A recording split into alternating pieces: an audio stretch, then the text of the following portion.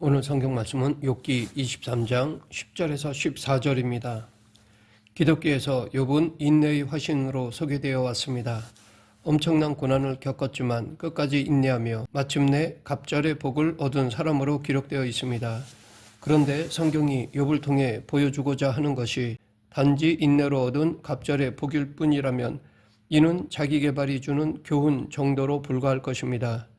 성경이 욥을 통해 말하고자 하는 것은 이보다 훨씬 깊습니다. 하나님은 욥의 생애에 어떤 열심을 쏟으셨는지 그 열심으로 빚어가신 욥의 생애를 통해 지금 우리에게 주고자 하는 것은 무엇인지 알아보겠습니다. 욥기는 욥을 온전하고 정직하여 하나님을 경외하며 계속 악에서 떠난 사람으로 소개하며 시작합니다. 이어서 욥이 어떻게 살아왔는지 그의 성품과 행적을 소개한 다음 갑자기 장면이 바뀝니다. 하루는 하나님의 아들들이 와서 하나님 앞에 서고 사탄도 그들 가운데 서 있습니다. 이곳저곳 돌아다니다 온 사탄에게 하나님은 너는 내 종 욥을 잘 살펴보았느냐? 이 세상에 욥만큼 흠없고 정직하며 나를 경외하여 악을 멀리하는 사람은 없다라고 칭찬하셨습니다. 그러자 사탄은 욥이 아무 까닭도 없이 하나님을 경외하겠습니까? 라고 되물으며 욥의 신앙이 아무 조건 없이 하나님을 경외하는 순전한 신앙은 아닐 것이라고 헐뜯었습니다. 그리고 욥이 하나님을 경외하는 것은 하나님에게서 복을 많이 받아 그런 것이니 하나님이 그에게 주신 복을 다시 거두어가면 욥은 하나님을 저주할 것이라고 사탄은 그를 깎아내렸습니다.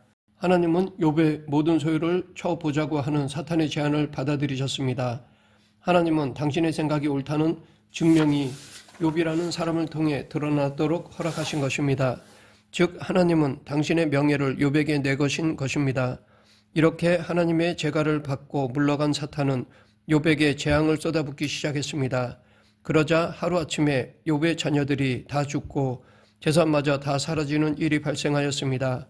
그러면 이렇게 갑작스럽게 닥친 엄청난 재난에 욥은 어떻게 반응했을까요? 욥기 1장 21, 22절 이르되 내가 모태에서 알몸으로 나와 싸운즉 또한 알몸이 구리로 돌아가올지라 주신 이도 여호와시오 거두신 이도 여호와시오니 여호와의 이름이 찬송을 받으실지니이다 하고 이 모든 일에 욥이 범죄하지 아니하고 하나님을 향하여 원망하지 아니하니라. 만일 욥기가 여기서 끝난다면 욥을 위인이라고 마음껏 칭송해도 좋을 것입니다. 엄청난 재난을 입고도 하나님을 원망하지 않고 오히려 찬송을 하였기 때문입니다. 그러나 욥기는 42장까지 이어집니다. 욥은 벌써 1장 말미에서 우리 기대대로 아니 기대 이상으로 위대한 신앙 고백을 하였습니다. 그런데 욥기가 1장으로 막을 내리지 않고 그 뒤에 41장이나 더 이어지는 것을 보면 욥기의 전개는 우리 생각처럼 펼쳐지지 않을 것이라 예상해 볼 수 있습니다. 욥기 2장에 가면 하나님과 사탄의 대화가 다시 나옵니다.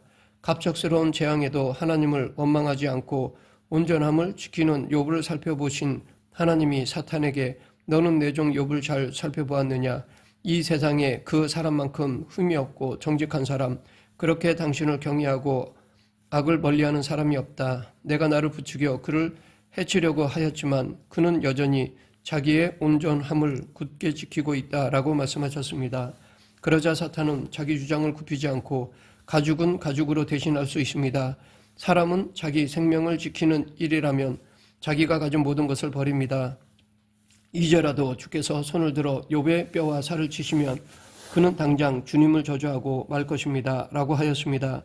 이번에도 하나님은 사탄의 요구를 허락하셨습니다. 그러자 욥은 발바닥에서 정수리까지 질그릇 조각으로 몸을 긁어야 할 정도로 심한 악창이 퍼져 괴로워하였습니다. 욥이 처한 상황을 듣고 세 친구가 그를 위로하기 위해 찾아왔습니다. 여기서 욥기의 본격적인 이야기가 시작됩니다. 욥의 비참한 처지를 바라본 세 친구는 여러 날 동안 할 말을 잃었습니다. 이 긴 침묵을 깨고 욥이 비로소 입을 열었습니다. 욥의 말을 시작으로 욥과 세 친구가 논쟁을 벌였습니다. 그런데 욥과 세 친구의 논쟁을 따라가 보면 욥이 잘한 대목은 그리 눈에 띄지 않습니다. 욥기 전체에서 욥이 잘한 일은 딱 한 번 나오는데 그것은 앞서 본 1장에 있는 고백 정도입니다. 다른 곳 어디에도 욥이 잘한 일이 나오지 않습니다. 욥은 남다르게 인내한 적도 없고 담대하게 승리한 적도 없습니다. 욥기 전체에 걸쳐 욥의 말을 요약하면 하나님, 저는 억울합니다. 제가 무엇 때문에 고난을 겪어야 합니까? 이런 억울함이 욥의 항변에 깔려 있습니다. 욥의 항변을 듣고 친구들은 내가 잘못한 일이 없는데도 이런 재앙이 오겠느냐? 이런 일이 닥친 것을 보면 내가 뭔가 대단히 잘못한 것이 틀림없다. 그러니 어서 회개하라 라고 하였습니다. 이들의 지적은 인과응보에 근거하고 있습니다. 그러나 친구들의 지적에도 욥은 나는 잘못한 것이 없다. 내게 잘못이 많아서 이런 일이 일어났다면 얼마든지 받아들일 수 있다. 하지만 잘못한 것이 없는데도 이런 일이 벌어지니 도무지 이해할 수 없다. 하나님을 한번 만나서 따져보고 싶다 라고 항변하였습니다. 그러자 친구들은 또다시 욥에게 내가 무슨 잘못을 저질렀는지 우리는 잘 모르지만 지금 내가 하는 대답만 보아도 너는 벌써 틀렸다. 어떻게 사람이 하나님 앞에서 자기는 잘못이 없다고 감히 말할 수 있단 말이냐라고 책망하였습니다. 이들의 대화를 보면 세 친구의 사고방식이 우리와 비슷하다는 생각이 듭니다. 신앙생활을 하면서 어려움을 만나면 우리는 이런 생각을 먼저 합니다. 도대체 내가 무엇을 잘못했기에 하나님이 나를 이렇게 괴롭히시는가? 이는 신자들에게 매우 익숙한 사고방식입니다. 그러면 신자에게 고난이 닥치는 이유는 무엇일까요? 고난의 이유를 쉽게 단정할 수는 없지만 크게 두 가지를 생각해 볼 수 있습니다. 먼저 잘못된 길에 들어섰기 때문에 고난을 겪는 경우가 있습니다. 하나님에게 순종하고 그분의 뜻대로 살아야 하는데 세상을 쫓고 있으니 하나님의 매를 드시는 경우입니다. 그 대표적인 예가 누가복음 15장에 나오는 탕자입니다. 한편 하나님의 뜻대로 사는데도 시련과 환난이 따라오는 경우도 있습니다. 그 대표적인 예가 창세기에 나오는 요셉입니다. 이처럼 고난의 이유가 다를 수 있습니다. 우리는 고난을 겪게 되면 주로 전자의 경우만 생각하는 경향이 있습니다. 고난은 죄의 대가로만 주어지는 것이 아닌데도 우리는 지은 죄가 많아서 이런 일을 겪는구나 라고 생각합니다. 그러는 바람에 하나님의 뜻과 일하심의 신비를 더 깊이 경험할 수 있는 고난의 시간을 괴로워하며 회개하는 데에만 다 보내고 맙니다. 하지만 죄의 대가로 주어지는 것이 아닌 고난에 대한 적절한 반응은 회개가 아닙니다. 이런 고난은 견디고 인내하는 것 말고는 대체할 다른 방법이 없습니다. 대표적인 예가 사도행전에 나옵니다. 사도 바울은 복음을 전하기 위하여 로마에 가려고 하였습니다.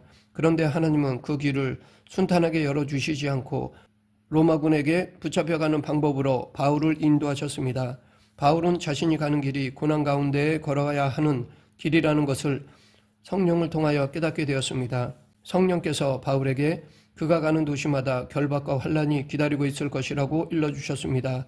그럼에도 바울은 오직 성령이 각 성에서 내게 증언하여 결박과 환난이 나를 기다린다 하시나 내가 달려갈 길과 주 예수께 받은 사명 곧 하나님의 은혜의 복음을 증언하는 일을 마치려 하면은 나의 생명조차 조금도 귀한 것으로 여기지 아니하노라 라고 고백하며 이 고난의 여정을 기꺼이 받아들였습니다. 즉 이제 닥칠 결박과 환난은 자신의 잘못 때문에 주어진 것이 아님을 알았던 것입니다.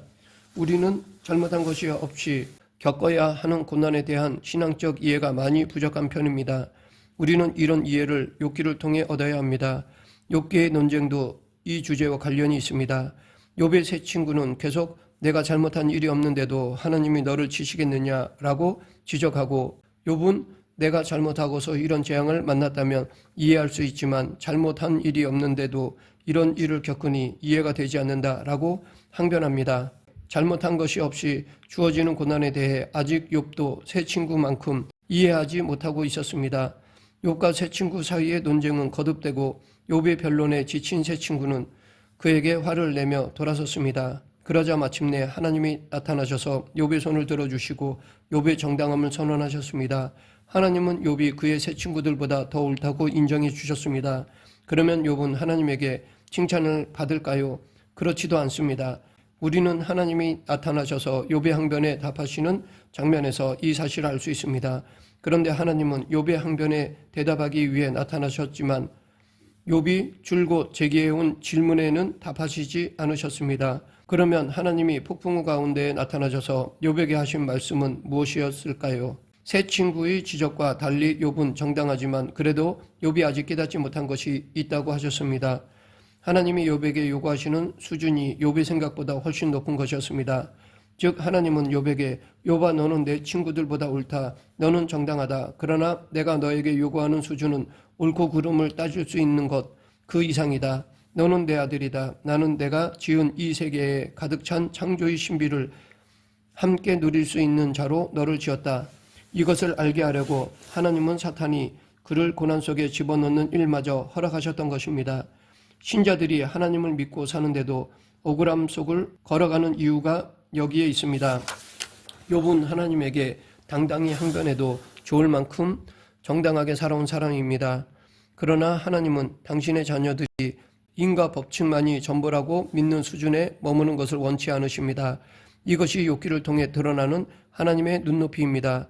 이런 하나님의 요구가 신약에서는 너희 원수를 사랑하며 너희를 박해하는 자를 위하여 기도하라.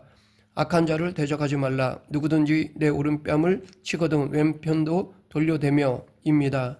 하나님은 우리에게 공평한 기준 그 이상을 가르치고 싶어 하십니다. 오른편 뺨을 맞으면 상대방의 오른편 뺨을 때리는 것은 공평합니다. 그러나 하나님은 그 너머를 원하십니다. 옳고 그름 넘어 아량을 베푸는 넉넉한 수준까지 이르기를 원하시는 것입니다. 그래서 하나님은 우리 기대와 생각보다 훨씬 더 훌륭하고 높은 차원에 이르도록 우리 인생을 인도하고 우리를 훈련하십니다. 이 훈련이 우리에게 왜 필요한지 지금은 알 수 없습니다. 하지만 이 훈련을 통해 얻은 것을 사용할 날이 올 것입니다. 그때 마음껏 발휘하기 위하여 오늘 우리를 붙잡아 이 시련의 터널을 통과하게 하시는 것입니다. 이것이 본문에 나온 욥의 고백입니다. 그러나 내가 가는 길을 그가 아시나니 그가 나를 단련하신 후에는 내가 숨금같이 되어 나오리라. 욥은 자기가 받은 훈련이 무엇인지 무엇을 위해 이런 훈련을 받아야 하는지 알지 못한 채 고난의 길로 끌려갔습니다. 욥의 어려움이 여기에 있습니다. 그러나 그는 자기가 당하는 일이 인과응보와 옳고 그름을 넘어선 세계로 부르시는 하나님의 초대라는 사실을 나중에 알게 되었습니다. 이 일로 말미암아 이르게 되는 자리는 하나님에게 감사할 수밖에 없고 감격할 수밖에 없는 자리라는 것을 마침내 깨닫게 된 것입니다. 말씀을 맺겠습니다. 욥은 고난을 통해 자신이 알고 있던 인과율의 세계를 넘어서게 되었습니다. 인과율은 하나님의 중요한 통치 원칙 중 하나이지만 이 원칙의 주인은 창조의 기적과 부활이라는 역전을 만들어내실 수 있는 권능자입니다. 욥은 어떤 조건, 어떤 상황에서도 기꺼이 하나님의 통치에 항복하는 자리로 나올 수 있게 되었습니다. 고난을 통해 자신의 영광스러운 자리를 깨닫게 된 것입니다. 우리도 이 고난의 신비를 체험하여 더 성숙되어지는 그리스도인이 되길 간절히 축원합니다. 기도하겠습니다. 생사화복을 주관하시는 하나님 아버지, 하나님의 절대 주권을 인정하며 모든 일 가운데 하나님의 뜻을 구하는 자가 되게 하여 주시옵소서. 예수님 이름으로 기도드립니다. 아멘.